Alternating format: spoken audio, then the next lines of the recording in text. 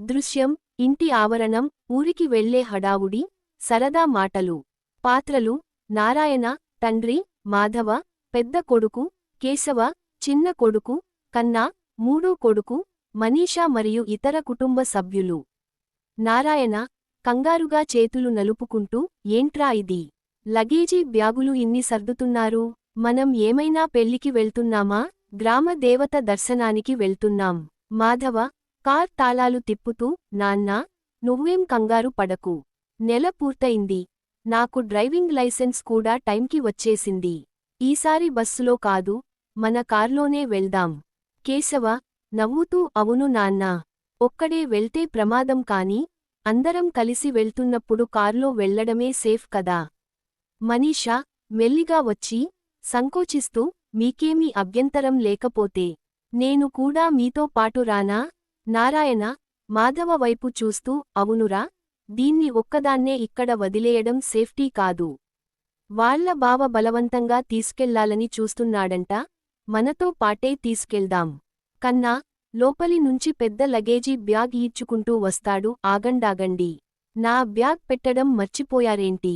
Madhava bag చూసి ఆశ్చర్యపోతూ, రేయ్ కన్నా, ఇంత లగేజ్ ఏంట్రా?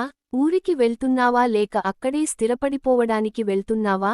కన్నా లగేజీ సర్దుతూ, ఫోటోలు దిగి హ్యాష్ట్యాగ్స్తో సోషల్ మీడియాలో అప్లోడ్ చేయాలంటే ఆ మాత్రం ఉండాలి కదా అన్నయ్యా.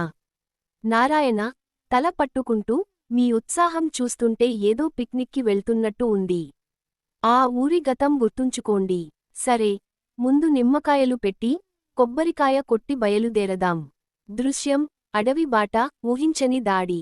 కార్ రోడ్డుపై వెళ్తుంటుంది. హఠాత్తుగా ఒక పెద్ద చెట్టు రోడ్డుకి అడ్డంగా పడి ఉంటుంది. మాధవ కార్ ఆపుతాడు. మాధవ సడన్ బ్రేక్ వేస్తూ, ఏంటిది? ఇంత పెద్ద చెట్టు రోడ్డుకి అడ్డంగా ఎలా పడింది?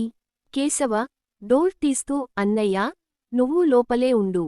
నేను, కన్నా వెళ్ళి ఆ చెట్టును పక్కకి జరుపుతాం. నారాయణ భయంగా, వద్దురా, ఎవరూ కార్ దిగొద్దు. ఈ ఏరియా అంత సేఫ్ కాదు. అంతలోనే పొదల వెనుక నుంచి ముగ్గురు ముసుగు దొంగలు కర్రలు, కత్తులతో వచ్చి కార్ను చుట్టుముడతారు. రౌడీ అరుస్తూ, దిగండిరా బయటికి. ఈ రోజు మీలో ఎవ్వడూ రుద్రవరం పొలిమేరలు దాటకూడదు. కన్నా కోపంగా, రేయ్, ఎవర్రా మీరు? మా దారికి అడ్డుపడటానికి మీరెవరు? రౌడీ దాడి చేస్తూ, వాగుడు ఆపి చావుకి సిద్ధపడండిరా. మాధవ, కేశవ, కన్నా ముగ్గురు కలిసి రౌడీలపై తిరగబడతారు. తీవ్రమైన పోరాటం జరుగుతుంది. అన్నదమ్ములు ముగ్గురు కలిసి ఆ రౌడీలను చితకబాది తారమ్మగొడతారు. మనీషా వణుకుతూ, ఎవరండి వీళ్ళు? మన మీద ఎందుకు దాడి చేశారు? మాధవ రొప్పుతూ, నాన్నా, వీళ్ళు మామూలు దారిదోపిడీ చేసేవాళ్లలా లేరు.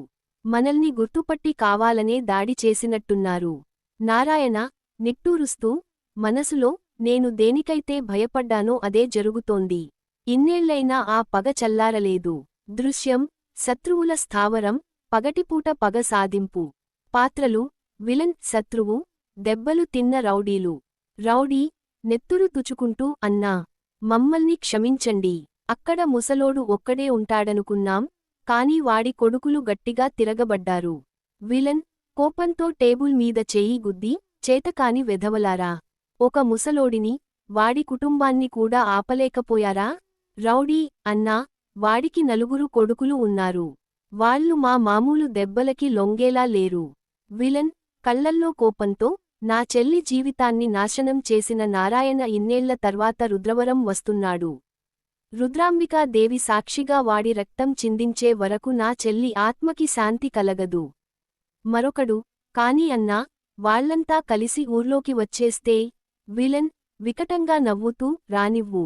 ఊరి సరిహద్దు దాటగానే వాళ్ల ప్రాణాలు గాలిలో కలిసిపోవాలి. ఆ బృందావనం నా సొంతం కావాలి, నా పగ తీరాలి. దృశ్యం రుద్రవరం రాక, సత్రంలో వాతావరణం. ఊరి సెంటర్. సతీష్ అనే గైడ్ కార్ కోసం చూస్తుంటాడు. సతీష్ చేయి ఊపుతూ, చక్రీ, ఇటు ఇటు. గుర్తుపట్టావా? నేను సతీష్ని. మాధవ కార్ ఆపి బయటికి వస్తూ, నమస్తే సతీష్ గారు. చక్రీ మీ గురించి చెప్పాడు. చాలా థాంక్స్ అండి. సతీష్ నవ్వుతూ, అయ్యో మాధవగారు, దాందేముంది. అమ్మవారి దర్శనానికి వచ్చే భక్తుల కోసం బైరిరమ్మ ఉపేంద్ర గౌడు గారు, కాకతీయుల వారి సత్రం కట్టించారు. మీరంతా అక్కడే బస చేయవచ్చు. కన్నా చుట్టూ చూస్తూ ఊరు చూడటానికి బాగానే ఉంది కాని దారిలో జరిగిన గొడవలు తలుచుకుంటేనే. మాధవ కన్నాను సైలెంట్ చేస్తూ కన్నా ఆ విషయాలు ఇప్పుడు ఎందుకులే. సతీష్ మమ్మల్ని సత్రానికి తీసుకెళ్ళు. అందరూ కాకతీయుల సత్రానికి చేరుకుంటారు. సతీష్ ఇదండి మీరు ఉండబోయే సత్రం. రేపు చైత్ర పౌర్ణమి కాబట్టి గుడిలో చాలా రద్దీ ఉంటుంది. ఉదయాన్నే రెడీ అయిపోతే త్వరగా దర్శనం అవుతుంది. నారాయణ గోడలను చూస్తూ పాత జ్ఞాపకాల్లోకి వెళ్తూ ఇన్నేళ్లలో ఎంత మారిపోయింది.